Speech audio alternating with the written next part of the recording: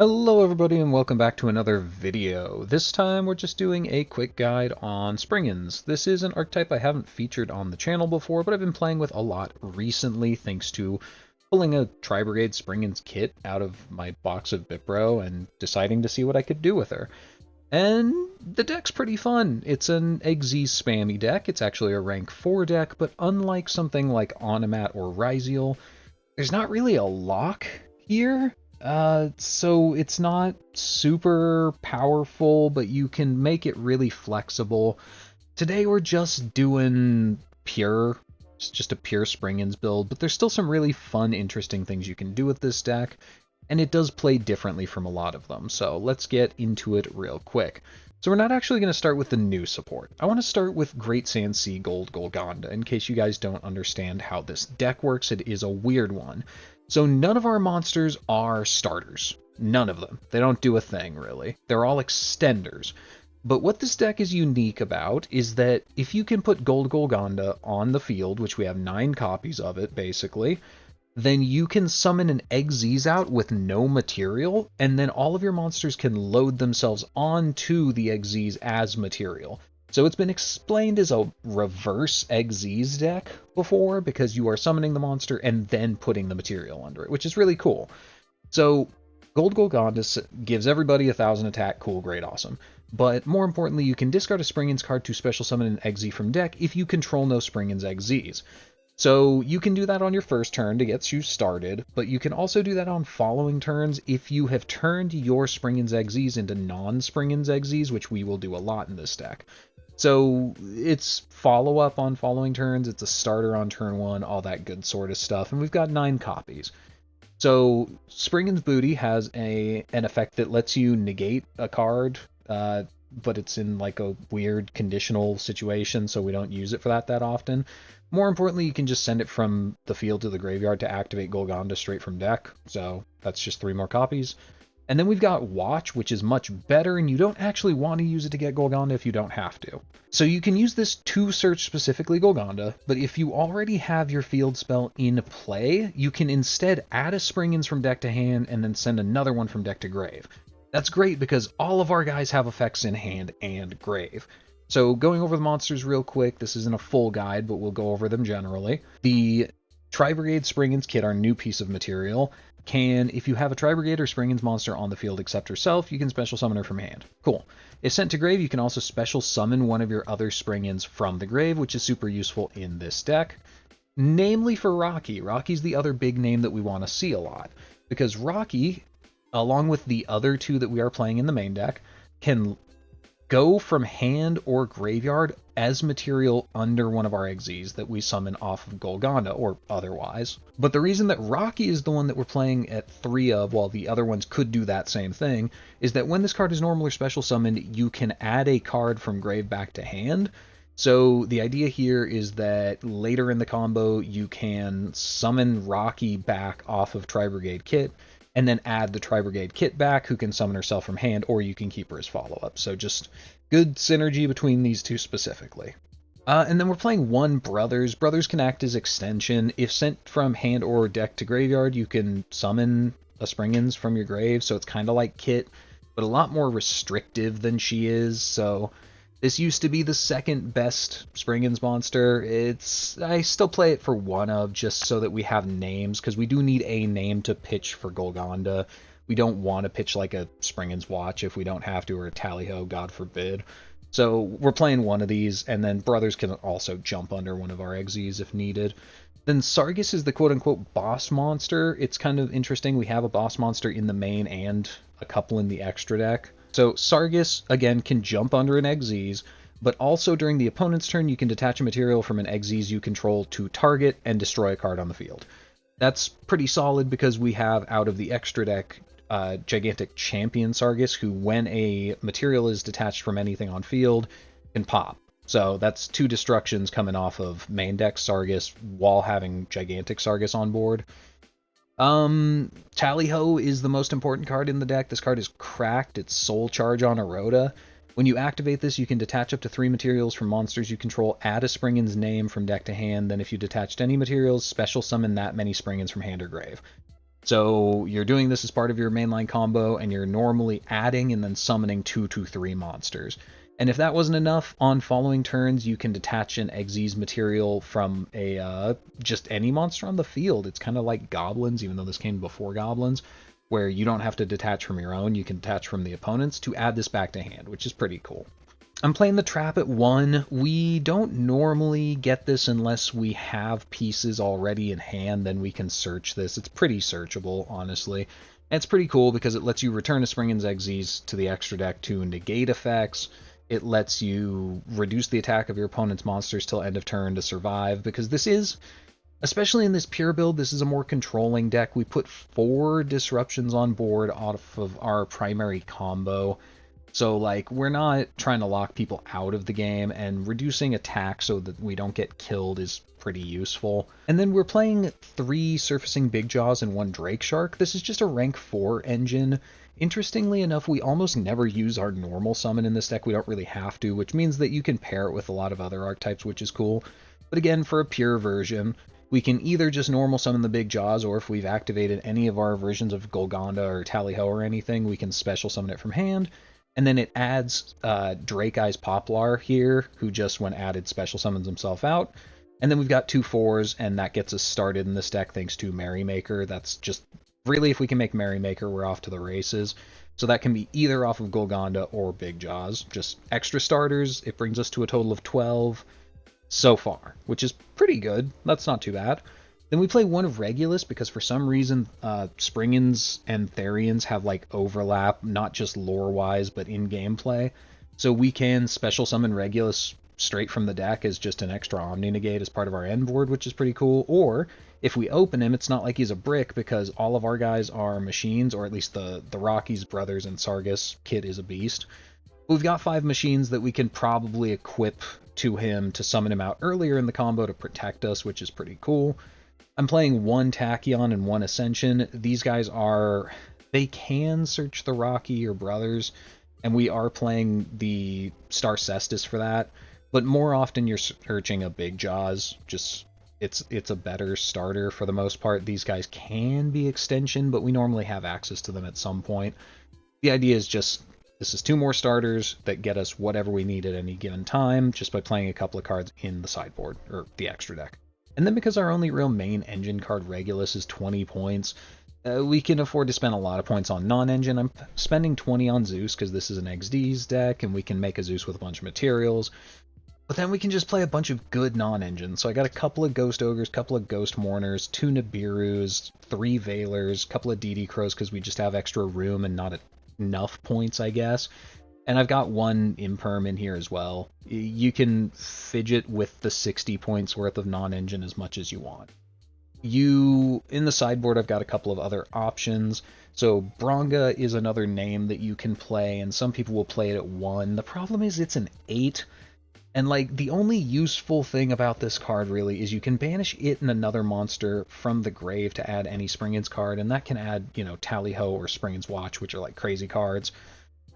But yeah, I don't know, it doesn't show up in the graveyard that often. Like, it just doesn't fit cleanly into the combo. You don't really want a level 8 body, so it's iffy. Some people will play it at 1, you can play it at 1, I'm not. Then because Springans is part of the branded lore, we've got Springans Kit. She can search Branded in High Spirits, which can reveal and discard 1 of your machine monsters. Send the Sprint to the extra, or from the extra deck to the graveyard, which lets you summon out Sargus on end phase. That used to be a primary thing that this deck was trying to do, but now that we have Gung Ho, there is a better way to get Sargus on your board on the opponent's turn after they've used any board breakers or anything, so like that's just better. And it lets you save main deck space and a couple of extra deck spaces as well, because you don't have to play the Sprint or whatever the beast one is, which you could theoretically reveal to send as well. I just don't think we really need these anymore, and it felt a little bit bricky sometimes if you didn't have an extra name to show.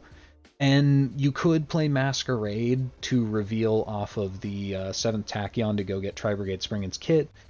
I don't think you need to. Again, we're mostly getting Big Jaws, and we're playing Star Cestus to search any of the other guys. We don't need to specifically waste an extra deck slot just to go search Tri-Brigade Springans Kit.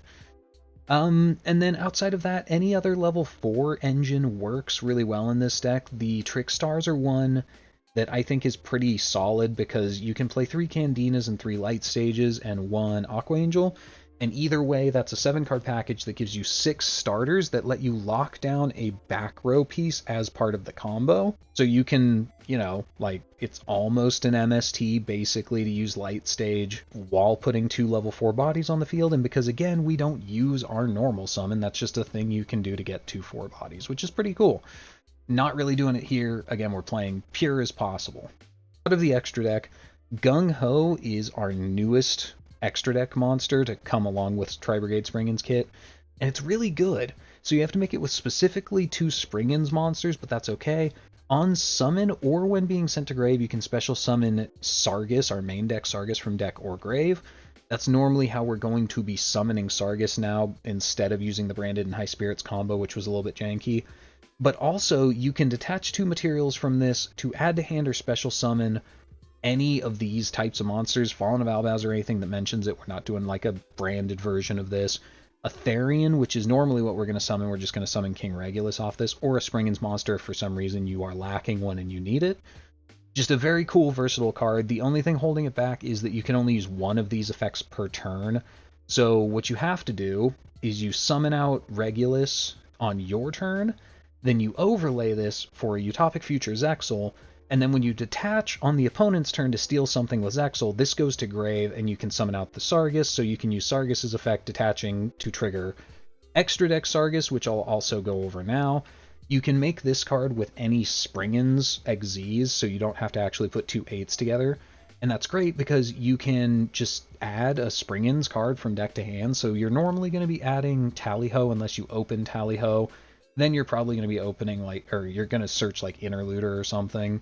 And then when a material is detached from a monster on the field, you can target and destroy or return to the hand.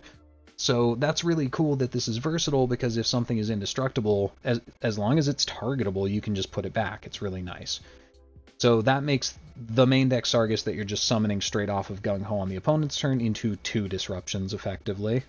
As far as other core cards, Merrymaker, when summoned by any means, lets you send a Springans from deck to the graveyard. How the combo works is you're trying to go Golgonda, pitch something, summon Merrymaker, send Rocky to graveyard most of the time if you don't open Rocky, and then Rocky jumps on board, you rank up into Sargus, search Tally-Ho, detach 2 materials for Tally-Ho, summon back the Rocky, search Tri-Brigade Springans kit, summon that as well, and then you've got like 6 materials on board effectively, because they'll just recycle themselves as they go to grave, which is cool.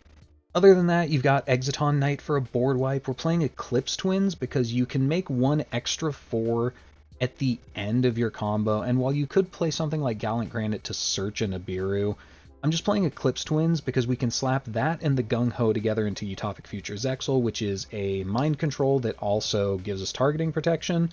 Some decks just can't beat this. MST has a really hard time against this. And then if it does get sent to grave, then Eclipse Twin can let us summon it back, basically. So, just pretty cool. We got the Zeus, we got stuff to search off Tachyon. Explorer is the last Springans, XZ specifically. This one lets you just pop, like in a cross shape, you specifically choose a monster or spell trap zones, and then pop everything in that zone or next to it, which is interesting. You can also banish it till end phase just to like protect it if it would get Raigeki or something like that. This is just kind of there to close games going on turn, 2 or 3, depending on what you're doing. Helps you break a board and close out the game by just summoning it off Golgonda, loading everybody onto the ship, and then booming their board. So that's pretty cool. And then the last couple of things, Tornado Dragon is just an extra disruption we can make if we find ourselves with extra bodies. It doesn't happen super often, but if you open like Golgonda and Surfacing Big Jaws and you go uninterrupted, you can make your normal board of like Sargus, Zexal, Regulus, and then also get a Tornado Dragon.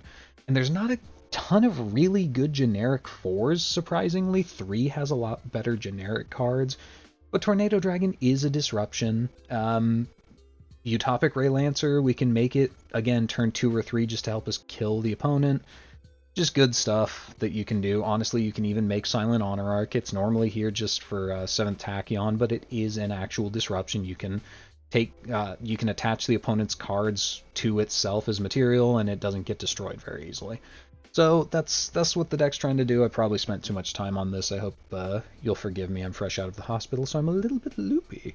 But let's go see some combos. Okay, so here's our primary combo. This is going to be any of our 9 copies of Golgonda, plus any other Springans card just to discard. This is going to be like the simplest version of the whole thing. It doesn't really matter which monster you have, because you're going to get access to anything you need anyways. So here we go. So we're going to activate Golgonda, and then we're going to use its effect to pitch our kit in hand. Again, that can be anything, to summon out Merrymaker, and then send the other one that you don't have. These are the 2 primary ones that you want to get access to. We can get access to the other one if we didn't open one of these 2 through Sargus in a second, but at this point we've already got everything we need. So we can jump the Rockies onto our Xyz monster, and then go search Tally-Ho after ranking up into Sargus. Detach, and this is very important, you have to detach exactly the number of materials equal to how many you're going to summon. If you detach 3 materials and you can only summon 2, it won't let you do that effect at all. It's a weird ruling. And remember that because this Merrymaker was not properly summoned, you can't detach, or you can't summon it back from the grave. So just be careful. You can't just be like, detach all materials, whatever, and then try to summon back as much as possible. The numbers have to be equal. But anyways, we get our 2 materials back, Rocky and Kit. We go into Gung Ho. We don't use the first effect to summon Sargus. We're going to do that on the opponent's turn, and we only get 1 effect per turn. So we're going to not do that. Then we're going to attach 2 to go get Regulus on board. That's going to trigger Kit to summon Rocky. Rocky is going to bring Kit back. Then we can special summon Kit, because we actually haven't used her hand effect, go into Eclipse Twins, and then use Eclipse Twins plus Gung Ho to go into Zexal, and then we're all set up. Doesn't look that impressive, but on the opponent's turn we have our Omni Negate from Regulus, we have a Steal off of Zexal, and remember, the board can't be targeted right now except for Zexal himself, and when we detach for the Steal / Indestructibility, and Zexal's also just huge on this board because of our Sargus, we detach the Gung Ho Springans, which allows us to summon Sargus from the deck. Sargus can then detach the Eclipse Twins, or something else if you have an extra material, or the opponent has an Xyz, what have you, to destroy something on board, which is going to trigger Gigantic Champion Sargus as well to destroy something on board. So this represents 4 disruptions and targeting protection, and then a bunch of follow-up, like all of our guys jump back out of the grave, the Tally-Ho recycles itself, Eclipse Twins makes it difficult to get rid of Zexal permanently, just all sorts of good stuff. Cool. And then I mentioned that Big Jaws is our best starter because we can do it with just 1 card. So we're going to normal summon it here. It special summons if you've activated a spell, but we don't have one. That's okay, it doesn't really matter. Poplar Shark jumps out, and then we can hard make the Merrymaker, which means this one's actually going to be summonable. We don't need to jump Rocky on board because we already have 3 materials. This is where it comes into play what I just said. You could detach all 3 and get back the Merrymaker if you want, but for simplicity's sake, I'm just detaching 2. And then we're going to summon back the 2 that matter the most. But you could get Merrymaker if you wanted here. Same thing, go into Gung Ho, detach 2, summon Regulus, get the other guys, go into Eclipse Twin. Same board, just takes us only 1 card instead of 2 cards, and you could end just with Merrymaker on board. If you, say, had the trap, you could use Merrymaker in the trap, put itself back to negate something, which is cool, but, we don't really need it here. And this allows us to keep a material on Sargus, which allows us to instead detach that instead of the Eclipse Twins from Zexal for other Sargus. Cool. Okay, so our first game and our second game are going to be part of this same match up against Metalmorph. So let's get started. We're going second. They start with Extra, which is pretty good for them, and they've got, pretty solid hand. We have no actual interaction, so we are just going to have to go ahead and break their board on our turn, which is pretty doable in Springans. I don't think it's too bad going second. If you're going into like an unbreakable board crazy combo deck, you're probably not going to be able to. But this represents 2 disruptions and a whole bunch of burns. So we're going to start by using Golgonda to go into Explorer. We have to keep track of our life because they're just kind of chipping away at it heavily. We use Explorer to try and pop a couple of cards. We popped the Gizmek. I forgot that the Max Metalmorph made the Red Eyes indestructible as well as untargetable. I was just thinking untargetable for some reason, so we wasted one of the explosions. But we got one burner off the field. And now we can go to battle and walk over the other Gizmech, so that's another burner off the field. Then we can go into Sargus. I debated using the Sargus there, ended up not. We just went straight into Zeus, and then we can just... I popped the Springans Watch first, just so that we can use its secondary effect before we get rid of our own Golgonda. Then we wipe the board clean, and hey look, we have 2 level 4 bodies. They have Ghost Bella's last card in hand, which does keep us off of 1 body. But we can go into Gung Ho, use its first effect to summon out the Sargus from the grave, which represents exactly 1 answer to the 1 card they're going to draw for turn. They just end their turn, and from here it is a hop, skip, and a jump to lethal. We summon out Regulus to just insulate everything, turn our bodies to attack, and go to battle.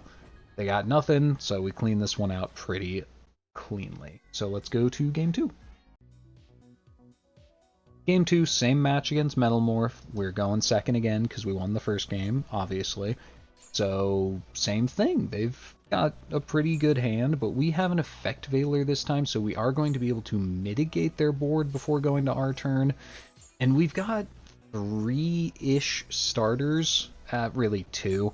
We're going to have to use the 7th Tachyon if we can to get to a material for the Golgonda, unless we just draw one. But the Big Jaws is just a raw starter on its own. Hey, look, we drew Kit, so actually the 7th Ascension doesn't really matter, so we're just going to use it to bait a card out if we can. They have Harmonizer Gradiel, which is kind of interesting. I guess they figured they could steal one of our Springans from the grave so it couldn't come back. Let's see how that goes. So we get to a Rockies, we activate our field spell, they negate the field spell. That kind of sucks because this negates activation, it just goes to the grave. Oh well. We've got bodies, we can make it work. Because we've activated the spell, we can just summon out the Big Jaws, add Poplar Shark, and then go into Exiton Knight. They use Gradiel to attach a light, I think, here, so that Exiton Knight doesn't pop them. So really all we did was get rid of the max Metalmorph, but they've already used their negate anyways, and we have the ability to go into another set of 4s. So it's worth just getting that off of the field. And the cool thing is Rockies can add back the Golgonda, and because we haven't actually used Golgonda yet, we went to activate the card, not the effect. We can still use the effect, which means we can get to Regulus to insulate, go into a real big UFC that's about to get even bigger, because we can use Tally-Ho, bring back another 4, that gets us another 2 4s, so we can go into Honor Arc to suck up their Gradiel. Can't be destroyed, but it sure can be sucked.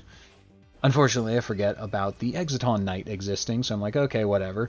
Overlay for Zeus and do your worst. Oh crap, their worst is a Dark Ruler. That kind of sucks, but I guess they realize that the Metalmorph deck isn't really like a crazy combo deck, even if they summon out another Red Eyes. Like, what does it really do?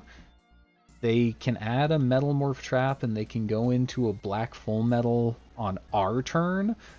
But when they go to do that, all of our stuff's live again. So they, like, the deck is just too slow to capitalize on Dark Ruler, which is why I think the Metalmorph deck shouldn't be playing board breakers. It needs to be playing hand traps. They can't play into an established board. Anyways, on to Game 3. Game 3, we're going first into the new Darklords support. And they have Perulia. Well, crap, that kind of sucks. We don't summon from hand too terribly much, but considering we have a Surfing Big Jaws, we'd really like to use that. But we're going to give them as few draws off of Perulia as possible. We already have Tally-Ho, so we can search our trap. That's great. So we can give them 1 here to get into Gung Ho. Gung Ho summons out Regulus so that we have our negate. We can bring back material. We can add back Kit. Unfortunately, that's 1 more draw, but that's all they're getting. They get a Pot of Greed. That's it, and we set up basically, our entire full end board. We negate the spell card Soul Exchange, and I don't remember, I'm probably going to misplay along the way, but at this point, Omega had like bugged and wasn't showing me card description, so I had to just remember what everything did, and I was like, okay, this is the one that tributes one of my cards to tribute summon, so I can't let that go through. And that was probably correct, but if I mess up in the coming minute or so, know that it's because I literally couldn't read the cards and I have no idea what their deck is doing. They have Forbidden Crown, which sucks. That turns off UFC, but UFC now can't be destroyed in battle. They have 2 Cyclones, so they get rid of both of our spell traps. That's very annoying. And then they have full combo anyways. That's also very annoying. Okay, but we're not completely out of this yet. We've got Ghost Ogre, and we can activate the UFZ here to detach Gung Ho, even though the effect won't happen, so that we can summon Sargus so that we can pop something at a crucial time, and then because they didn't turn off our other Sargus, we can pop with that too. They go to battle phase, assuming that, I don't know, that our effects don't work in battle phase. So they go for Evening Star. We use Ghost Ogre to destroy that because this card can't be targeted, but it can be destroyed. And then we respond with Sargus because we're trying to take them off of as many materials as possible because they're about to fusion summon. So we're trying to remove materials to force them to use suboptimal materials for the first Dark Lord, or hopefully cut them completely off of the first Dark Lord. That was my plan here. And they time out, so we're never going to actually see how it ends. The thing is, I pop one material, we know they had one in hand, I think they were going to have to use everything to go into the first Dark Lord, and we had follow-up. And because we just got rid of the Eclipse Twin, we could also bring back the Gung Ho and then equip it with Eclipse Twin, and I think we're fine. I think we stabilize here. They have one trap, but once Zexal goes back online, because remember, they can't kill the Zexal this turn. They crowned it, so they can't do anything to it. Then their trap becomes useless, basically. So, I don't know. I think we were fine, but they timed out just playing slow anyway, so we're never actually going to get to see. But that's going to be it for the games here. Quick closing thoughts because I'm tired. The deck's pretty fun. I like the deck, and as you saw, we can play into an established board, particularly the weaker established boards that you're going to be facing in Genesys pretty handily. Zeus is a premium in Genesys. Very few decks can actually afford to play him.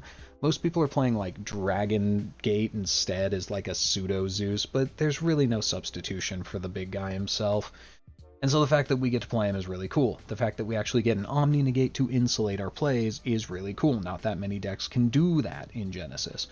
So we get access to tools that are very neat. And in exchange, we've got 12 starters, so we're not like crazy, but we can also 2-card like normal summon kit, and then special another kit from hand works, or normal or Rocky special a kit. We've got ways, actually we've got 14 starters, I forgot, I have Tachyons. So, you know, you could even play, what, 16 if you wanted to play 2 more. Technically we could play 18, but I don't see why you would. That seems overkill in this deck. So generally, we're pretty good.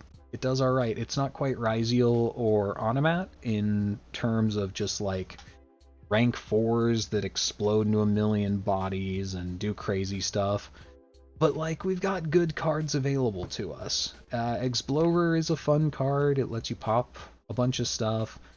Rank up into Sargus is really cool. It reminds me of Live Twins Fiendsmith, where you like summon one guy, in this case it's just activate our spell, and then that goes into an extra deck for free, and even if they hit that, you go into another extra deck monster for free, and it's just like this chain of value coming off of one card that's really hard for the opponent to actually stop, which is really cool.